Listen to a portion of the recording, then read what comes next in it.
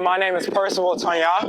People call me Percy. I've been doing this for 3 years. I've been racing bikes for 3 years. And I've been riding for 3 years as well. And I'm doing the men's Cat 3. I had the principal of my high school noticed I was a great student, and he had given me a list of high schools to apply to, small liberal arts high schools, not high schools, small liberal arts colleges. And Williams College has piqued my interest, and he had mentioned that his daughter was a chaplain there. So I just decided to apply because I noticed they had a good studio art program. I'm interested in illustration, and that's what I'm pursuing right now. And I applied. I had no idea what kind of school it was, and they paid for me to visit the school for free. And when I found out I got into the school, I got a full ride, and you know, it's one of the top 5 liberal arts colleges in the U.S. and I was like, fuck it, I'm just gonna go. I had an injury from track, and I wasn't able to run for my college's team. So I decided to just make a pivot and take a risk and just jump into cycling. I had shin splints and my arches collapsed. And rehab, I couldn't really do anything with rehab. So I had to do something with no impact. And there was a club cycling team at my college.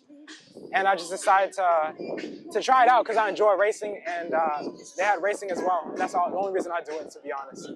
So I was doing Armed Forces. I was doing Armed Forces, and this was like halfway through the race.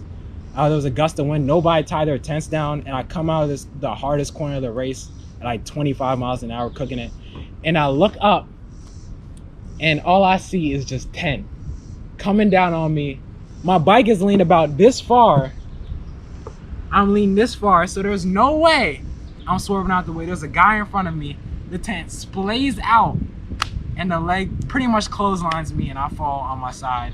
Some dude broke his arm, another dude broke his nose. Damn. Yeah, people got fucked up. I think fear is what holds people back the most from, I guess, pursuing their dreams. And it's, you know, there'll always be that fear, but courage is doing things in spite of fear, and you have to have courage to pursue cycling. What I really like about cycling is you can plan months ahead and just execute a plan on race day. And the intelligence behind the sport is what's really appealing to me. And also pushing myself physically. Yeah, I feel like my race went pretty well going into this race. My goal was just to finish, because you know I came off not riding for 3 weeks, 10 fell on me, and then I got bronchitis afterwards. So I had like lasting damage to my lungs. So I'm happy. I moved up a lot on the turns, and I used my brakes very little, which is good. Like I feel like my bike can move a lot, but I still have a long way to go.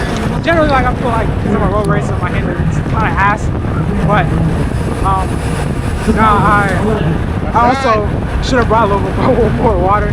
But I'm used to training in this heat, and I usually 24 ounces last, but I definitely should have brought like an extra 12 ounces. So lesson learned.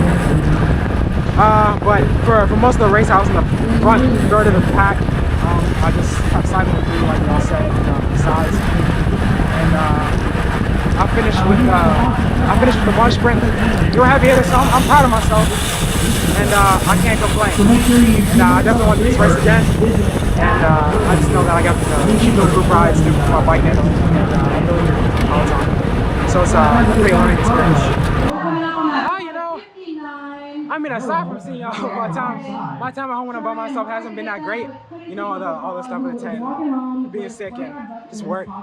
But you know, I think it's the Bammas Racing and DC Bike Academy, just y'all in general, and the people that make this summer so special, and events like this that really made this summer so great. And I think this was definitely one of the highlights of my summer.